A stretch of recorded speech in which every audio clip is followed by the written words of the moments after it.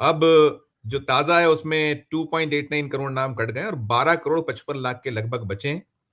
46.23 लाख ये मृत और शिफ्टेड जो अभी कह रहे थे 2.17 करोड़ शिफ्टेड है और डुप्लीकेट 25.47। किरण जी के चार्ट देखिएगा, ये चार्ट है एक छोटा सा, एक क्योंकि आप भी जैसा भी और आगे भी बात करूंगा क्योंकि जोशी जी को भी दीर्घ अनुभव वाले, ये देखिएगा ये जो है कि लखनऊ में 30.05% जो अभी उत्कर्ष जी कर रहे थे, मैं सोचता आंकड़ों के बाद करूं, और ये गाजियाबाद 28.83% कटे। फिर बलरामपुर 25.98%, कानपुर 25.50, फिर मेरठ 24.66, प्रयागराज 24.64, गौतम बुद्ध नगर 23.98 और आगरा 23.25, शाहजहांपुर ये भी 21.76 और बरेली 20.99%। अरुण जी आप तो भिज्ञ हैं और मैं आगे जब बात करूंगा तो जोशी जी भी हैं और बाकी बेनर्जी जी भी रखते हैं। क्या कहिएगा ये जो ये क्या क्या इसको कैसे हम इसको डिकोड करें, ये सारी चीजें हैं। संजीव जी, जो अभी उत्कर्ष भाई ने बताया डिकोड उसमें करिए कि अखिलेश ने पहले कह दिया कि 3 करोड़ कटेंगे, जी हाँ, फिर बाबा जी ने कहा कि 4 करोड़ कटेंगे। तो अब इन 3 और 4 के बीच में दोनों की बात को वैसा करना था तो 2.89 करोड़ वोट कटे हैं, वोटर्स के नाम काटे गए हैं। अब 2.17 करोड़ वो है जो शिफ्ट कर गए। भाई, नीदरलैंड की आबादी से ज्यादा ये वोटर संख्या है जो माइग्रेट कर गए या शिफ्ट कर गए हैं। तो ये आखिरकार अगर यहां से शिफ्ट किए तो ये तो बताओ जुड़े कहाँ हैं, कहाँ गए हैं?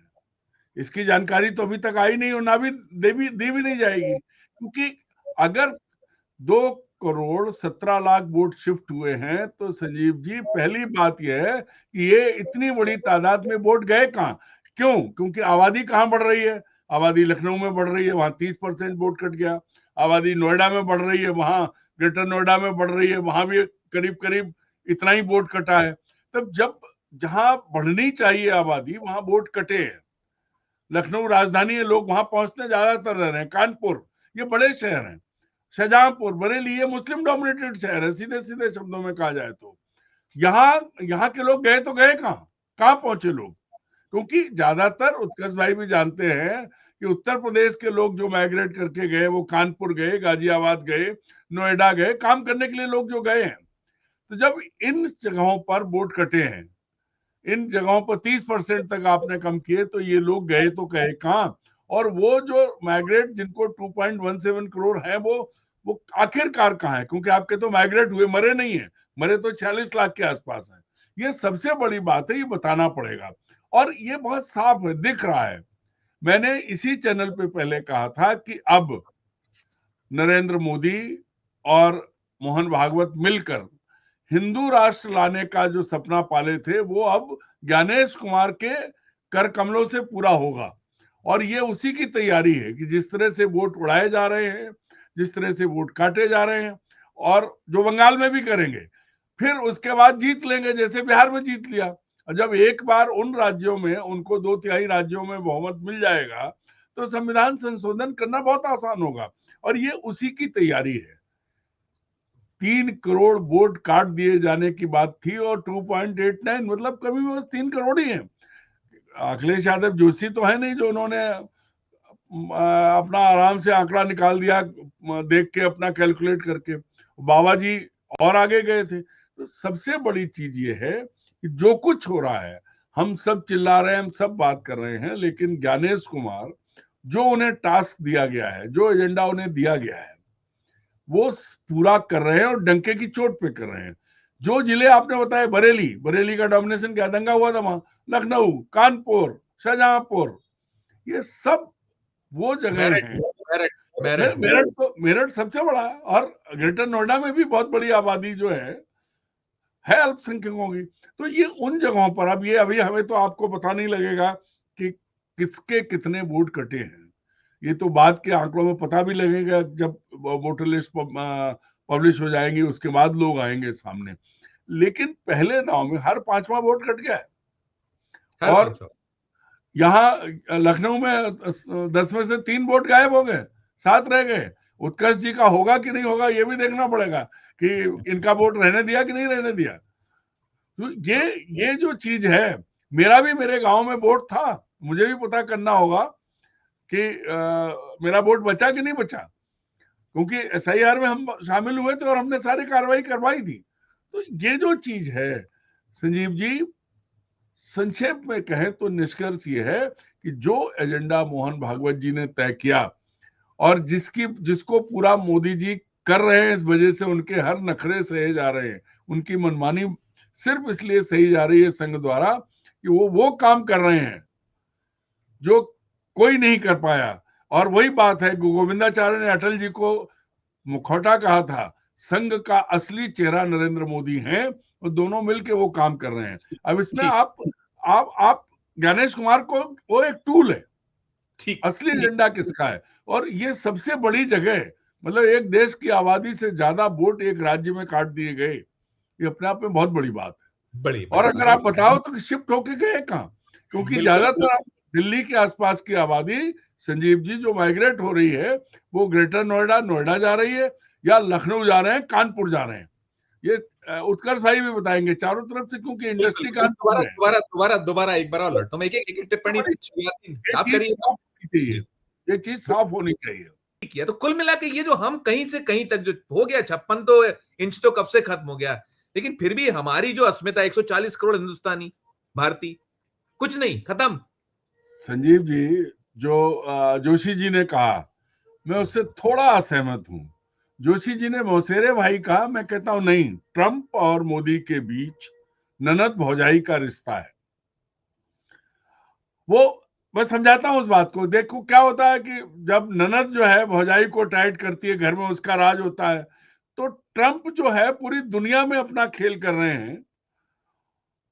और जब मोदी जी पर आती तो मोदी जी कहा करते हैं, जैसे ननद भौजाई को तंग करती है तो भौजाई अपने बच्चों को पीट देती है, और तो कुछ कर नहीं सकती, ना वो सास को कुछ कह सकती है, ना देवर को कह सकती है। हिंदुस्तानी उसमें समझा रहे हैं। मोदी जी क्या करते हैं, कौन, मतलब इसको सीधे सीधे शब्दों में कहें, चीन ने जूता मारा, गलबान में घुसा, हमारे जवान मारे, मोदी जी का मुंह बंद था, कोई शब्द नहीं निकले। यहां भी उसी मोड में थे वो।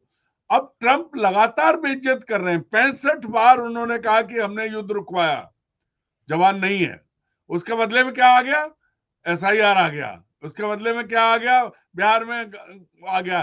सारी चीजें जो हैं, जितनी गाली उनको वहां से, जितना उनका अपमान बाहर होता है, जितनी वो बेइज्जती कराते हैं अपने कर्मों से, उसका बदला वो भारत की जनता से लेते हैं।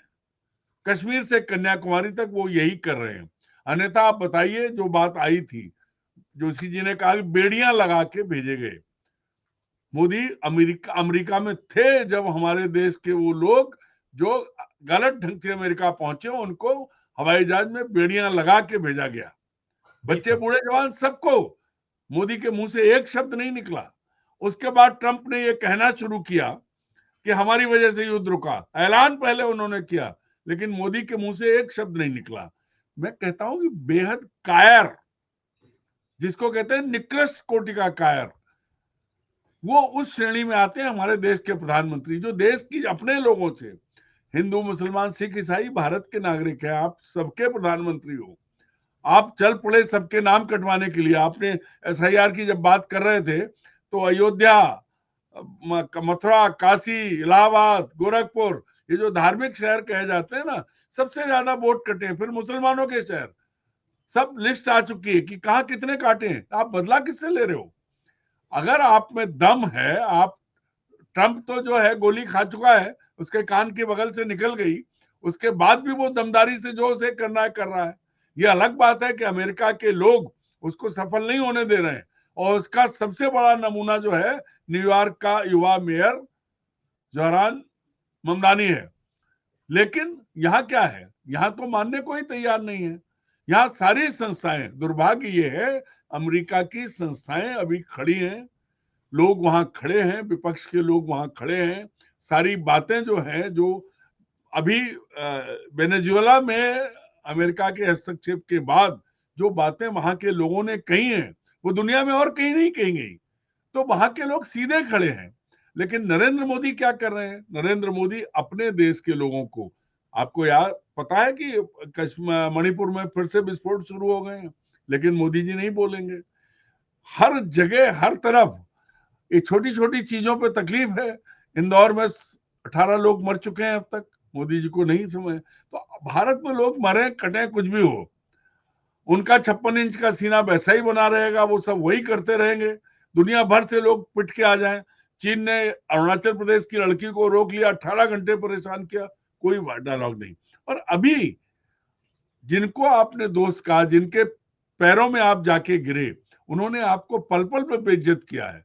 आपको अपनी व्यक्तिगत तौर पर, चूंकि आपने कहा कि आप तो गुजराती हैं, आपकी नस नस में व्यापार है, आपके खून में व्यापार है, हो सकता है आप अपने व्यापारी मित्रों के लिए अपमान सह रहे हो। कुछ कुछ कुछ तो लेकिन है, कुछ तो बड़ा है, कुछ लेकिन तो है, वो लेकिन आएगा। लेकिन मैं कहता हूं कि आप हमारे भी प्रधानमंत्री हैं, आप मेरे भी प्रधानमंत्री हैं, तो क्यों बेइज्जत हो रहे हो? आपका अपमान हमको अपना लगता है, तो आप सीधे खड़े हो जाओ, और अगर आपके बूते नहीं है तो 2 लाइन की चिट्ठी लिखो, हट जाओ। क्या जरूरी है कि आप दुनिया में जूते खाओ? वही है, वो शेर है ना। ये कोई वो जो है जनाजा नहीं है जिसपे आप उतर नहीं सकते, कुर्सी है, हट क्यों नहीं जाते? बिल्कुल बिल्कुल बिल्कुल, नहीं अरुण तो जी, अरुण जी, मैं बिल्कुल ये मैं जो एक जो आप कह रहे हैं, मैं बात ये कह रहा हूं कि पूरी दुनिया में शायद इस तरह की निकृष्टता, राजनीतिक निकृष्टता का उदाहरण नहीं मिलेगा। सवाल सवाल निकोलस सवाल अरुण निकोलस जी, मैं खत्म हो रहा है नहीं टाइम नहीं मेरे पास, आप पूरी नहीं नहीं समझ पे। नहीं, अरे आप निकोलस मादुरो को अरेस्ट करके ले जाया गया, कोर्ट में भी उसने कहा कि मैं एक राष्ट्रपति हूं और मुझे वो उठा कर लाए हैं, मेरा अपहरण किया गया है। लेकिन हमारे प्रधानमंत्री सार्वजनिक रूप से अपमान हो रहा है और एक शब्द नहीं बोल रहे हैं। और बिल्कुल बिल्कुल यही नहीं संजीव जी, सबसे ज्यादा अपमानजनक क्या है? आप याद करिए, संसद में पाकिस्तान के साथ युद्ध की जीत का जश्न मनाया था, और वो राजनाथ सिंह जो रक्षा मंत्री है, उन्होंने सम्मानित किया था, प्रधानमंत्री ने सम्मान लिया था। उसके बाद अमेरिका में उस चीज को क्या कहा गया, जो रिपोर्ट आई है, इसको इंसर्जेंसी एक्ट कहा गया था, आतंकी हमला भी नहीं माना गया, और कहा गया कि पाकिस्तान का पलड़ा भारी रहा। इसके बाद भी आप नहीं बोले। जहां ठीक, बोलना चाहिए जिन मुद्दों पर, वहां बोला, बस बस बस लगातार लगातार ट्रंप दुनिया को परेशान कर रहा है और मोदी अपने लोगों को परेशान कर रहे हैं। वही तो ठीक ठीक वैसे ही है कि ननद का घर में राज होता है, वो कुछ भी करे, पर भौजाई अपने ही बच्चे को मार सकती है, वो और ठीक कुछ नहीं कर सकती है। पर तो कुछ नहीं। इनके दोनों के बीच में वही रिश्ता है।